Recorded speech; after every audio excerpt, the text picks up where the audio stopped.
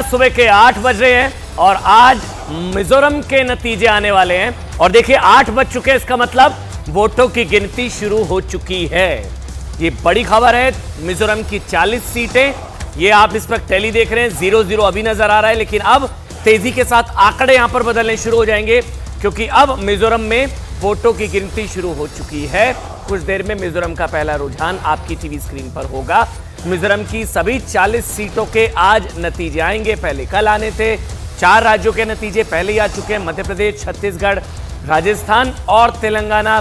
3-1 का अभी फिलहाल स्कोर है। कुछ देर में मिजोरम के नतीजे आने शुरू हो जाएंगे। 8 बज चुके हैं और मिजोरम की गिनती भी शुरू हो चुकी है। MNF, कांग्रेस, ZPM, बीजेपी और अन्य, मिजोरम में किसकी सरकार बनेगी यह स्थिति भी स्पष्ट हो जाएगी। लेकिन प्रधानमंत्री नरेंद्र मोदी की तरफ से जो इन नतीजों को लेकर कल कहा गया वो बहुत महत्वपूर्ण। प्रधानमंत्री की तरफ से कहा गया कि ये मध्य प्रदेश, छत्तीसगढ़ और राजस्थान के नतीजों की गूंज सिर्फ 3 राज्यों तक सीमित नहीं रहेगी। नंबर 1। नंबर 2, उनकी तरफ से भी कहा गया कि जो हैट्रिक लगी है ये 2024 में हैट्रिक की गारंटी बन चुकी है। लेकिन थोड़ी देर में मिजोरम की मतगणना शुरू होगी, रुझान आने शुरू हो जाएंगे। लेकिन 24 के लोकसभा चुनावों का रुझान कल ही देश ने देख लिया।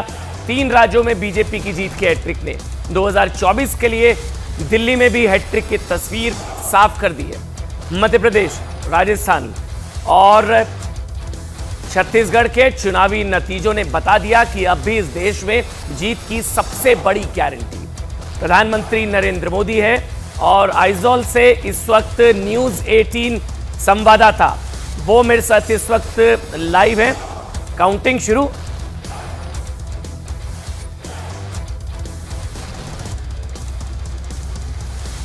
देखिए मेरे पीछे ये असेंबली एनेक्सी है। यहाँ 4 सभाओं के विधानसभा के लिए स्थानों के लिए यहाँ पे मतगणना शुरू हो चुकी है। पहले पोस्टल बैलेट का गणना शुरू हो चुका है और इस बार क्योंकि लोग घरों से बहुत मतदान किए हैं तो इस वक्त ये जो बैलेट है, बैलेट काउंटिंग, उसका पोस्टल बैलेट का काउंटिंग थोड़ा वक्त लगेगा। उसके बाद जो है वो जो यहाँ की जो EVM काउंटिंग है वो काउंटिंग शुरू हो जाएगा। आइजॉल शहर, राजधानी आइजॉल शहर में ऐसे 3 मतगणना केंद्र है जहां पे DC ऑफिस है। DC ऑफिस में 6 कॉन्स्टिट्यूंसी के लिए मतगणना हो रही है। यहां मेरे पीछे असेंबली एनेक्सी 1 है, यहां 4 कॉन्स्टिट्यूंसी के लिए मतगणना हो रही है। और आइजॉल कॉलेज, जो आइजॉल की बात करूं तो यहां पे जो अहम जो लोग हैं जिनके आज भाग्य का जो निर्धारण है वो कुछ ही पल में साफ हो जाएगा। उसमें से जो यहाँ के मुख्यमंत्री है जोरामथंगा, MNF की चीफ और यहाँ के मुख्यमंत्री जोरामथंगा, उनका जो यहाँ रिजल्ट है वो DC ऑफिस में है। यहाँ जो मेरे पीछे है यहाँ पे MNF के एजुकेशन मिनिस्टर और स्पोर्ट्स मिनिस्टर दोनों का भाग्य यहाँ पे EVM में बंद है और जो थोड़ी ही देर बाद वो साफ हो जाएगा क्योंकि यहाँ पे जो है जो मतदाता का संख्या है वो बहुत कम होता है। इस वजह से करीबन 3 राउंड तक मतगणना होगा और लगभग 10:30 बजे, 10:30 के पौने 11 बजे के बीच सारा जो छवि है वो साफ हो जाएगा, क्लियर हो जाएगा कि आगे कौन चल रही है। MNF की बात करें, अगर जो जोरामथंगा के नेतृत्व में MNF है, MNF यहाँ पे शासनाधीन सरकार है उनका, तो MNF पिछली 2018 में 26 सीट उनको मिला था और कांग्रेस को 5 और 2018 में जो दल जो उभर के आया था एक प्रॉमिसिंग पॉलिटिकल पार्टी के हिसाब से वो था ZPM या Joram people movement. Joram people's movement जो है उनका नेतृत्व दे रही है लालदोवामा, जो एक प्राक्तन IPS ऑफिसर है। तत्कालीन प्रधानमंत्री इंदिरा गांधी की वो सुरक्षा जो वहां पे उनकी जिम्मेदारी पर था लालदोवामा। यहाँ से कांग्रेस का एककालीन सांसद भी वो रहे हैं। तो लालदोवामा का इस बार बहुत प्रॉमिस दिखाई दे रहा है।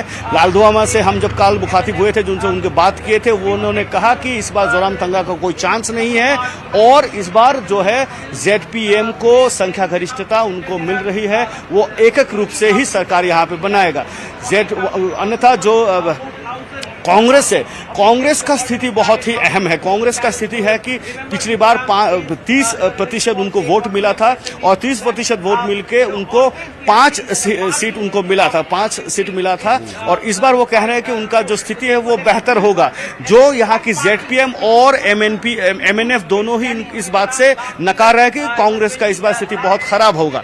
बीजेपी जो है, बीजेपी पिछली बार 2018 में बीजेपी को महंत बालकनाथ को दिल्ली बुला लिया गया। ये बड़ी खबर आ रही है।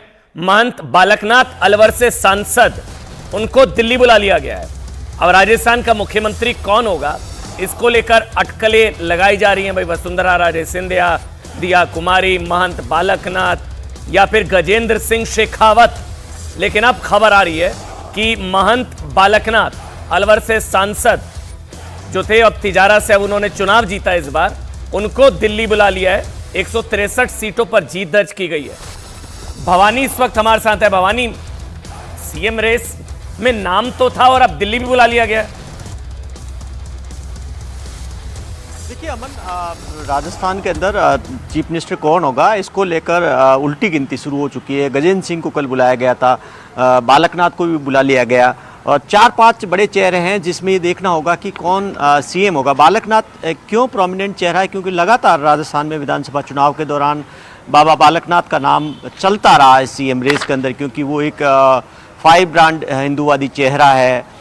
उनकी तुलना यूपी के मुख्यमंत्री योगी आदित्यनाथ से की जाती है, इसलिए भी काफ़ी अहम है। हालांकि अभी कहना जल्दबाजी होगा कि होगा कौन, क्योंकि ये प्रधानमंत्री जानते हैं कि कौन होगा। लेकिन ऐसा लग रहा है कि शायद प्रधानमंत्री जो रेस के लोग हैं जिनमें वो मानते हैं कि इनमें से कोई किसी को चुना जा सकता, उनसे वो खुद बात करेंगे और उसके बाद में आगे का फैसला करेंगे।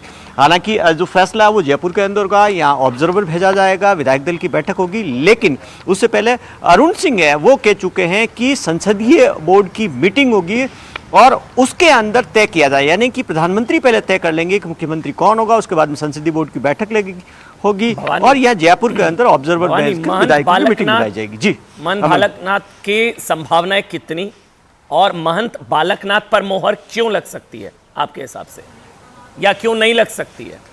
देखिए 2 वजह। देखिए लगने की वजह तो अमन इसलिए ज़्यादा है क्योंकि आप देख रहे होंगे कि एग्जिट पोल आए, उसमें भी कई एग्जिट पोल में बताया गया कि बाबा बालकनाथ बहुत लोकप्रियता नो डाउट उनकी देखी गई, क्योंकि अलवर का जो मंदिर का इशू हुआ या कई सारे इशू थे जो राजस्थान के अंदर जो तुष्टिकरण का मुद्दा लगातार वो उठाते रहे, तो राजस्थान के अंदर वो एक लोकप्रिय चेहरा है। दूसरी बात कि जो राजस्थान के कास्ट इक्वेशन है उसके हिसाब से वो फिट बैठते हैं, क्योंकि ज़्यादातर जो बड़ी जातियाँ, 4 अगड़ी जातियाँ, उनमें से किसी एक को सीएम बनाते तो दूसरे की नाराज़गी। तीसरा, क्योंकि उनकी जो भगवा छवि है वो